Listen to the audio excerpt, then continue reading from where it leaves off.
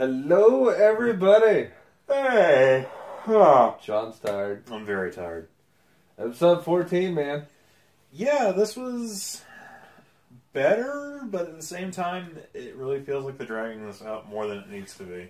Well, I think they're finally trying to get to the LMD of the LMD saga. Right, I just think that maybe we should have had this about maybe 5 episodes ago. Or I wrote an actual better idea than what they did, because now they fabricated, what, 4 LMDs? Roughly, yeah.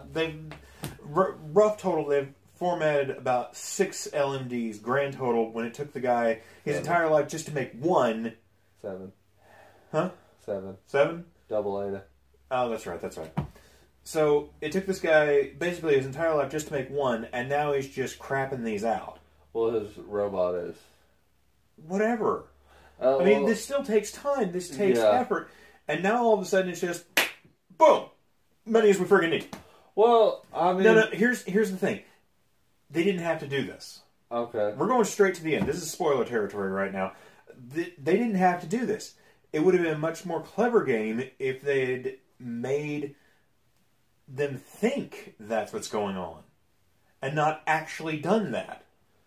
Because then you would have this entire power dynamic and trying to crumble them from the inside using their own, basically, paranoia against them. Okay, there's one person that could be an LMD that might not be or that could or could not, that they really didn't touch on. Fitz could be too.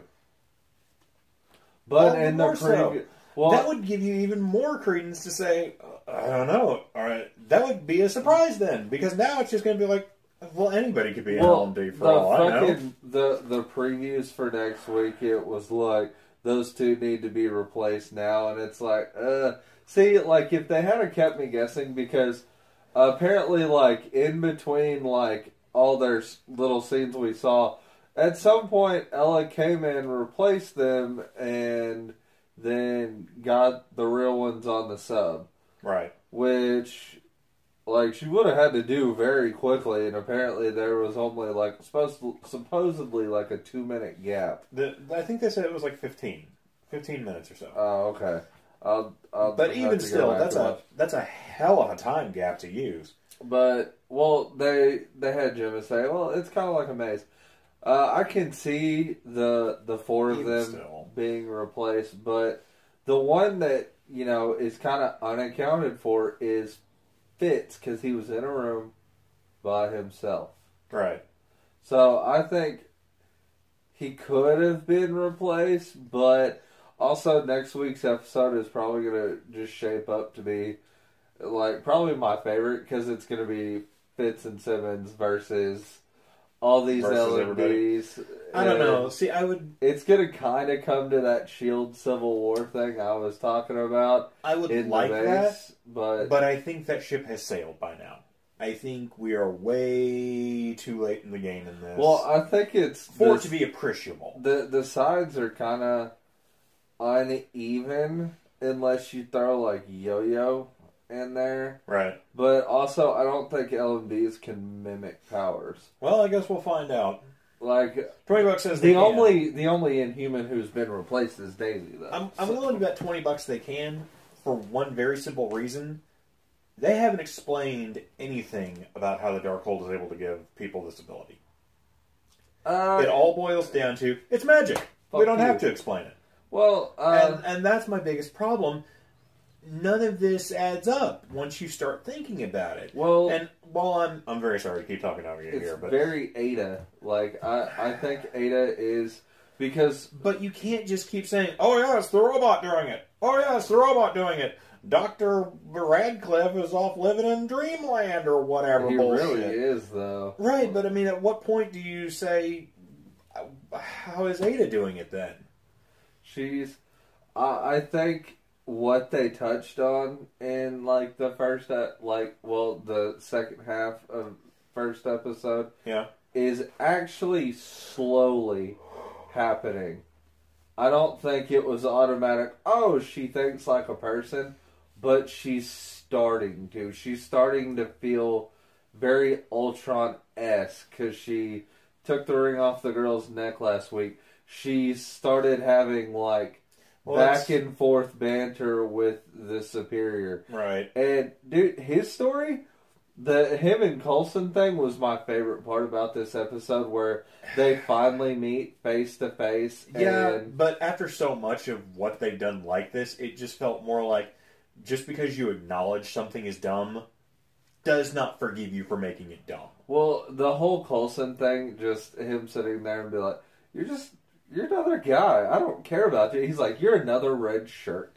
Yeah. He's like, you're one of 100. He's like, that being said, I give no shits about you. Cool origin story. Here's Daisy.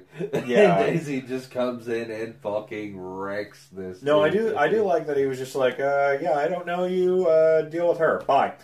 But this episode, all the dialogue felt like it was just written for basically one-liners that the hero delivers. And it's just like, did you go through a catchphrase book? Because it hit just about all of them. They talked about Vaughn villains and lasers. It was just like sharks with lasers. Yeah, I'm just like, yeah, I get it. You love movies and other shit. You know what else loves movies and other shit? Fucking Stranger Things. That was more subtle. Man, and that's a movie that is about to have a Goonies reference when it itself is a Goonies reference. Jesus Christ. But, it's just one of those, like, don't get me wrong, like, this episode was definitely better than the others. Like, yeah, I get your downers. For pacing. Like, this is what we needed after the shitstorm that was the last 3 episodes. Well, more than that, in my opinion. But this was a much better paced episode. My shoe is coming apart. It was a much better paced episode than what the others had been. It doled out information at a proper speed. It had action, the proper points, and it set up a little bit better for the whole May Coulson relationship shit that they're trying to push this season, which I just wish would be done over with. Yeah, but we got the backstory on that. Like, they were thinking about it, and then she started dating her husband. Right, but that's like just now being dropped, and it's like, why? Never mind. Yeah, they just get this shit over with, and I think that was I honestly think more to explain the Superior, but not really. It was ultimately he's pointless.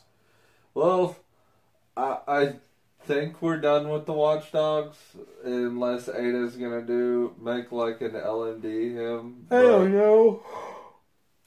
I think we're gonna get some sort of resolution with either Fitz and Simmons are going to find a way to, like, just set off an EMP and take these other, let's say they're against Mac, Coulson, Daisy, Mace, and Robo-May. They turn Robo-May back on. So it's 2 of them against 5. But given their level of intellect, I'm not really worried about them fighting robots. Right. Like, and it's not even like May was, like a robot that doesn't know they're a robot. It's very clear. These guys know they're evil robots. Yeah, they basically come out and they're like, it's time, fellow robot. We must overthrow the humans. And I guess I'm just tired of it being so blunt. Well, I mean, Mac, when he was first written, had some nice subtlety to him. He had some layers. He wasn't just the guy who walks up and gets in your face and goes, "Yo, stop doing what you're doing." Yeah, he was kind of a dick this episode. I know, he's just like he's really your best friend. You think you could be a little more subtle with the guy. It's like, with him... He gets up in... Let's explain. He gets up in Fitz's face about him being part of this, like, oh, you helped create the LMDs and what's this? The framework. The framework. But the framework, like, even at the beginning of the episode, it was a tool for... It's super VR for a training simulation. Exactly. And Radcliffe fucking went crazy. And Fitz didn't really. Ada was fucking built before Fitz. The only thing Fitz contributed to Ada was he helped a little bit in the eye. They gave the fucking. Here's the biggest problem. Gave the eyes to him. Here's the biggest problem I have with this episode. Given light of what has happened recently in our nation and our world, it felt very much like they were sitting on a lot of political leanings for this. I don't know if anybody else picked up on some of that, but it felt very much like the whole argument, oh, this person used a gun to kill someone, sue the gun manufacturer. Yes. And it was just like, that's not how that works. Because even at the end, Fitz is being like, I did it, I helped do it, it's all my fault. And I'm just like, you made the argument earlier, this is not your fault. This is a tool that people used for the wrong reason. And I'm just like, could you have been more on the nose because you just had this argument earlier, now you're reversing the decision of it. Another show did this argument with actual guns this week, and it turned out much better. Arrow did like a gun episode, and it was like, it was really good. Like a gun PSA episode? Well, it was like, since Oliver's the mayor, this guy, like, shoots up City Hall. Right. And they try to blame it. He's blaming them for not passing, like, a gun act, like, a year before. Right. But then you have the, the gun. This is all political leanings aside, by the way. Yeah. Whatever we believe personally. It was the whole, it's not the gun, but, we should have done better. And it was kind of like at the end. What did they say we should have done better with? Because that's the crux of the message like there. The thing was, this guy like shot up because somebody killed his family because they didn't pass like a super gun registration where it was like gonna make it hard for everybody to own a gun. But at the end, like Oliver finds, like he talks this guy down as Oliver, not as Green Arrow. Okay. And at the end, it's like, okay, we need to do better, but we still need to respect people's gun rights. And so they passed something to like, it was like the middle ground, where everybody was happy. Now, see, that's how you know it's fiction. Politicians agreeing in the middle. It will never happen. But it was one of those. Peace in the Middle East will happen before Republicans and Democrats meet in the aisle. Well, it wasn't one of the it was just like. They found a way to that's what I'm saying. Make it work. Yeah, but it's not going to work. Anyway, it did it better than this bluntly, Yeah. So it was a good episode. It was one of the better episodes of Arrow this season. Because the whole Arrow. Okay, there we go. The whole time you had people arguing back and forth, like they're like the different points of like gun angles, and you got like a really good backstory episode for one of the new side characters. Oh, it was pretty good. But this is the Arrow Hour. This is not the Arrow Hour. This is Agents of S.H.I.E.L.D. But yeah, Mac was kind of a dick like that. It's like, okay, thank God Gemma finally that's kind of what that's kind of what came across as, and for the last basically this entire season, nearly he's come across as very, very blunt and brutish. Yeah. Far more so than I think is necessary. He was one of the better written characters, too. Right. It's kind of like they're going down a little bit of a path I don't like with him. Thank God. Like, I don't know what it is. Maybe maybe the actors are writing themselves, or like they may very well be, because the actors definitely seem to understand the characters' motivations and reasonings. They kind of look at the script and they're like, no, we're going to say this instead. But that's when Joss Whedon looks over from counting his money and just goes, okay. Well, I don't. He has a little bit to do with this. He's an executive producer, dude. I know, but executive producers have a lot of sway over a movie and a show. Then why, Joss Whedon? I just told you. He's sitting there counting Firefly residuals. And he's just like, "That's right, Nathan Fillion. Make me more, you Canadian bacony bitch." Then he sends him a I have no proof of that. I'm sure Joss Whedon's a very nice man. Then he sends him $1.50. Remember that one chick said she still gets like $1.50 every now and then. $1.50 she didn't have. But yeah, I honestly think they've played out their entire storyline with this, and I think they're just now getting to a point where they're like, oh shit, we forgot to do stuff. Yeah, because it was like, okay, all the LMDs were gone in, now it's like, oh, now there's a bunch of LMD. Like, they should have very subtle, like, let's face it should have been done much different. Which, again, if they just wanted to have them play against one another, it would have been a much more interesting dynamic. If Ada had gotten into their system and done pretty much just set up everything the way it's supposed to be, but then they did the exact same thing. Like, Ada trips the LMD alarm and then forges Coulson's signature in and then deletes it. Yeah. And then you have Fitz and Simmons who are constantly keeping a weather eye on the other two, and then the rest of the group is like, they're getting kind of fishy over here. Have they been replaced? Oh my god. And then you have this entire dynamic of the tech people versus the field agents. Yeah. And then you have them basically fight each other, and that'd be like, man, this is tense. Yeah. As it is, it's just like, oh, it's just another robot punching match. Yeah, they've also been kind of like, they're starting to worry me a little bit with Fitz, like, especially with Matt comparing him to Radcliffe. Right. Like, honestly, dude, like, they could pull a side story out of their ass, and I'm praying to God they don't. But it seems like they... Be careful, you don't want to give them ideas at this point. They might have Fitz go fucking loony and become like Radcliffe. There's been subtle hints at it, and I pray to God it doesn't happen, because I love Fitz as a character. Oh, just you wait. Radcliffe's going to be running away. He drops the Darkhold, and it falls open, and Fitz looks in, and all of a sudden you hear the da-da-da-da music from Army of Darkness playing in the background, as he just slowly looks in, and he's like, I'm now insane!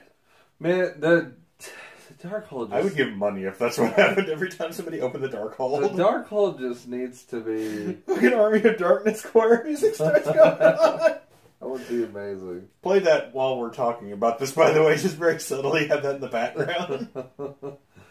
I think there's some copyright laws. Fuck it. Sam Raimi's a pretty cool guy. We'll just say, hey, thanks, Sam Raimi, for letting us use some of this music. Thank you for Spider-Man 1 and 2, by the way. Those are awesome movies.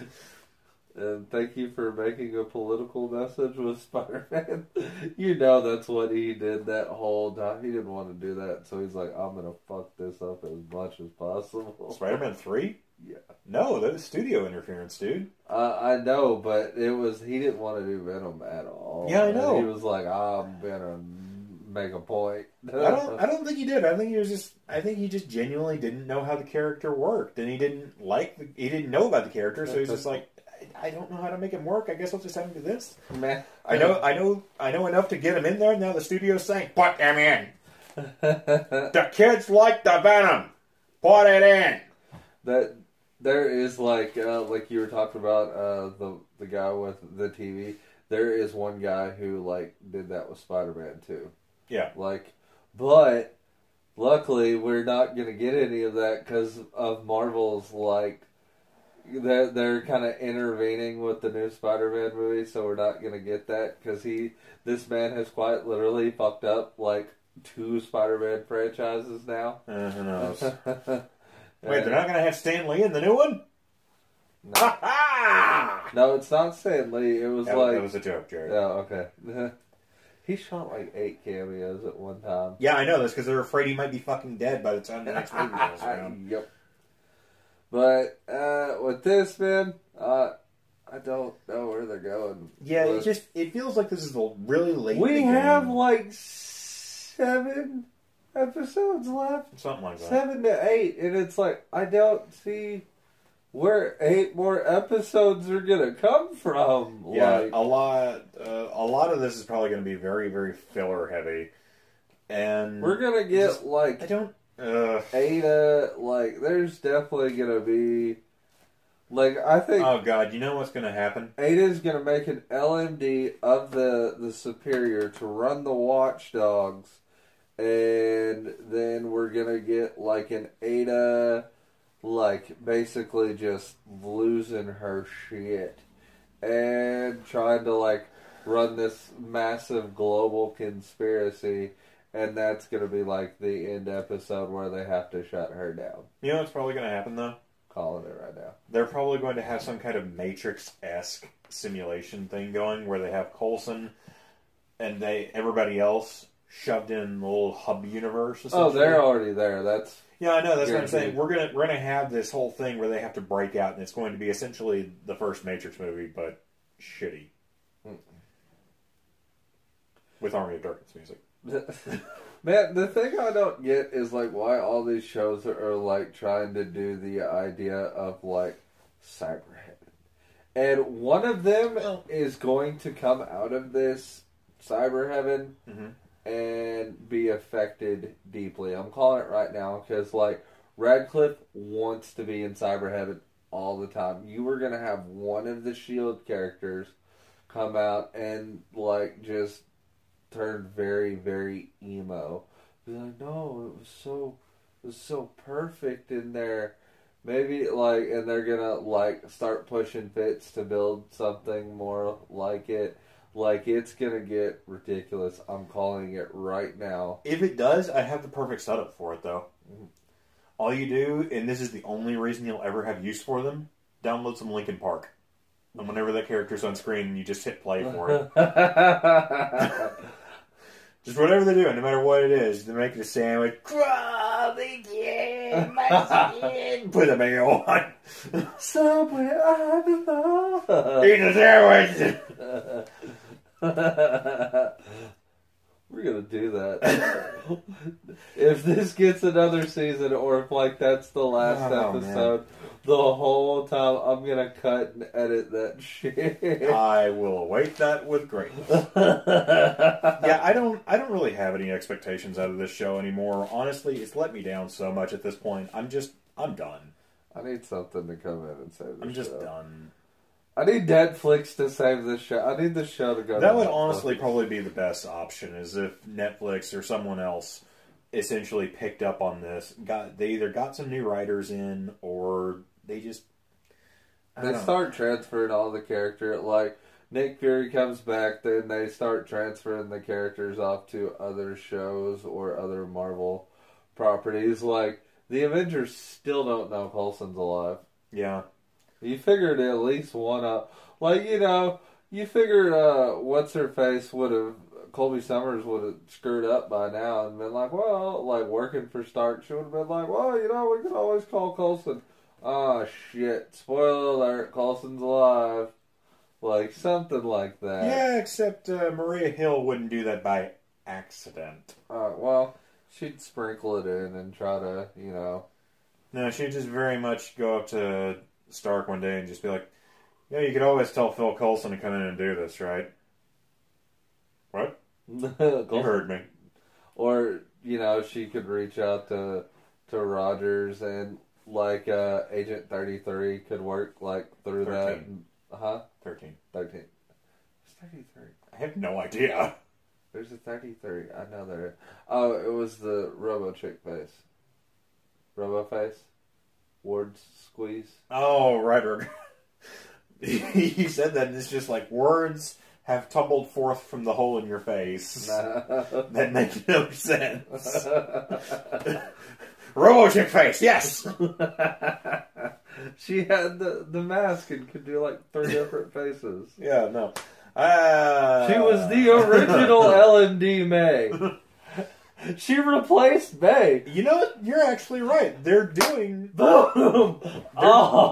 Weirdly enough, they're doing... What was that, season 2? That was season 2. So this entire season basically has been done 4 episodes of season 2 yeah. that were compressed and done way better. Yes. So, yeah, if you want to know what's going on this season, just go watch season 2 and you'll have a better time, weirdly enough. Ward's dead now, thank God. Yeah, just replace Ward with, like, I don't know, part of the drywall. Something like that. I don't know. I mean, he's just a crazier version of Radcliffe. Think about it. Well, except he never does anything. Sure. Well, he died very well, and then came back as Zombie Ward and died again. So that's it, essentially? Yep. It's all Ward was ever set up to do from... Like, he was such a good character, and then it's like, he's evil. Well, that was actually a really good twist when they did that. But... Yeah, but he got very old very quick. I for an episode that had a lot of decent action, we've actually managed to talk about just about everything else besides this episode at this point. Well, man, my favorite part was Daisy just beating the crap out of the fucking... That honestly seemed to be the highlight of the episode. That was my favorite part. And the banter between that scene was great. Like, you talk about a lot of one-liners, and he's like, I am perfection, but this is not a fair fight. You cheat. And she's like, no, you play by the old rules. Bam! Earthbender! Yes. Again, that just comes to me... Thing is, just like, did you just copy and paste all of the various one-liners and zingers? And that's just, you didn't actually write dialogue. You just copy and pasted badass lines from other people, and it's just like, I don't think these words apply. Somebody's gonna say that, like, you stole our script. Or you stole our one-liner. No, Michael Bay is going to call him up and do that. He's going to call Joss Whedon. How'd you get a copy of Transformers 12? And 11 and 10 and all the others before it. And all the others after it. Damn you, Joss Whedon! I want in! But Marvel won't let Bay touch a Marvel movie. They're like, no. Never say never. No, they've told him. Never say never. The worst part is he's not bad action director. I mean, if I had a dream project, and I would 100% pick him to direct the action sequences. That's the only thing he should direct, not a whole movie, though. Yeah, no, that's agreeable. It's like if you had him do the action and Joss Whedon do the storytelling for a sci-fi movie. Oh, hells yes! Like that, your mind would be blown. Oh god, I might actually spooge my pants. In the theater. Hey! Guardians of the Galaxy 3. No. just no. Have Whedon write it and Bay make shit blow up. Even though 2 looks like it's going to be amazing. I think the director on that's due. Looks like Isn't it Gunn? James Gunn. Good job, James Gunn. Strangely enough, he wrote the 2 Scooby-Doo movies. Okay. Yeah, let that sink in for a minute. We'll discuss this more off camera, but yeah, let that... I think I roped you out, everybody. I've seen all, like, I never saw Scooby-Doo 3. Was there a Scooby-Doo There's 3? a third? I hope not. God, no. Well, no, there was the 2 Cartoon Network ones where they did, like, a younger... version of them, and they used Stephen Amell's cousin. How are we on Scooby-Doo now? I don't know! This show has gotten so lame, we're on to Scooby-Doo. Everything's tied together. Scooby-Doo is more interesting than a show about spies set in a universe with Iron Man, Captain America, and the Vision. Fuck! I still call it like the Vision just needs to come in and wreck shit with the Mind Stone. I'm down. Be like, no! Bad Ada! Like, show up in a cardigan and everything. Be like, bad robot! You need to be like me. Here's the Mind Stone for 10 seconds. And now, and blow her up. So he just punches through the wall and he's just... Bad robot! He just punches and is like, no! No! And yes, essentially. Bad robot! Please. You just... Vision smash! That's the end of the season, you guys. Actually, that might be where we get our Jocasta. You're welcome. Actually, I'm seeing this pull through. If something like that does happen and they try and salvage her, that could very well be Vision's Jocasta in this. Seeing as how they've rewritten Vision's origins to be from Hank Pym to Tony Stark, which I still don't know why they did that in the first place, but whatever. I could definitely see that. And that would be a decent way to bridge the gap between the movies and the show. We have ideas. Marvel, I know you haven't shot the last episode yet. Hear our cries, Marvel! Josh, Jeb. Somebody! Yeah! I'll work on Dr. Horrible, too. It's all him. Hell yeah, I'll work with Neil Patrick Harris and Nathan Fillion and Felicia Day. Yes! I will! Will you not? I'm trying to... I don't think I've seen the first one. Oh, we have to go. We have to watch something now. See you guys next time. Bye, everybody. Predictions? I have none. See you guys next time. Later.